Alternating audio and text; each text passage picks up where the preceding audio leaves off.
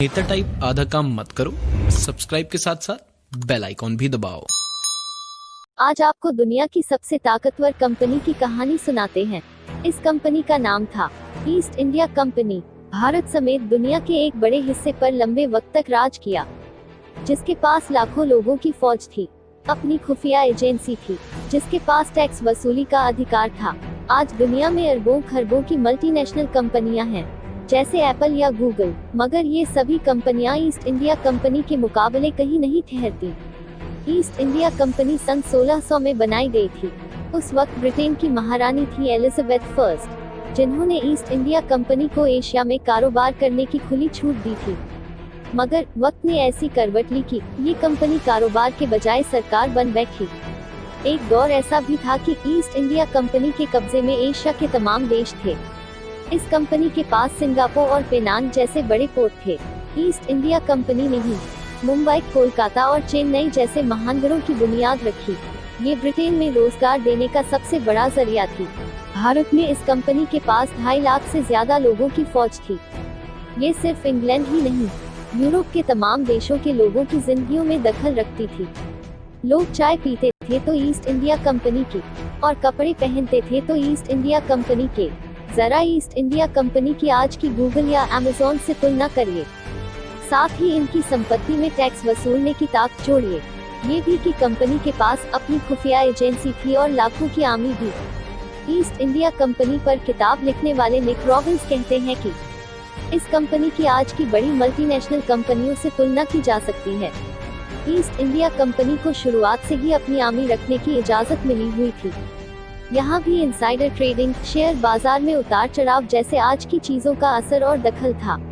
वो कहते हैं कि जैसे आज कंपनियां अपने फायदे के लिए हुक्मरानों नेताओं के बीच लॉबिंग करती हैं, ईस्ट इंडिया कंपनी भी उस दौर की सरकार से नजदीकी रखती थी।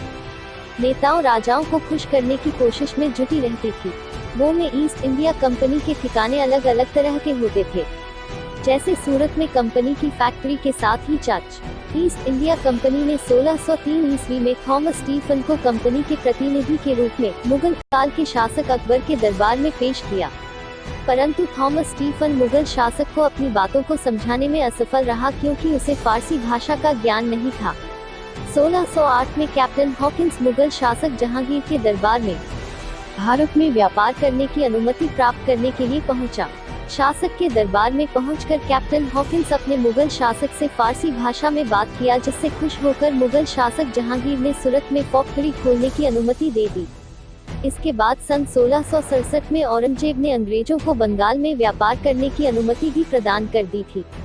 आगे चलकर कंपनी की नीतियों से नाराज होकर मुगल शासक औरंगजेब ने सन 1688 में बंगाल में कंपनी की व्यापारिक अनुमति को कैंसिल कर दिया, जिसके कारण अब कंपनी को भारत में सत्ता की भी आवश्यकता महसूस होने लगी, जिसके चलते सन 1697 में बंगाल के कोलकाता में फोर्ट विलियम नामक किले की स्थापना की, जो कि अंग्रेजों का प्रशासनिक केंद्र बन गया। 1764 में मुगलों और नवाबों तथा ईस्ट इंडिया कंपनी के बीच बक्सर का युद्ध लड़ा गया। इस युद्ध के विजय के बाद कंपनी ने 1765 में इलाहाबाद की प्रथम संधि की, जिसके द्वारा कंपनी को बंगाल, बिहार तथा उड़ीसा प्रांत की दीवानी प्राप्त हुई। धीरे धीरे कंपनी ने पूरे भारत पर कब्जा कर लिया। भारत 1857 की में बगावत के बाद कंपनी का बुरा दौर शुरू हुआ। 1874 में अंग्रेज सरकार ने कंपनी को पूरी तरह से बंद कर दिया। नेता टाइप आधा काम मत करो, सब्सक्राइब के साथ साथ बेल आइकॉन भी दबाओ।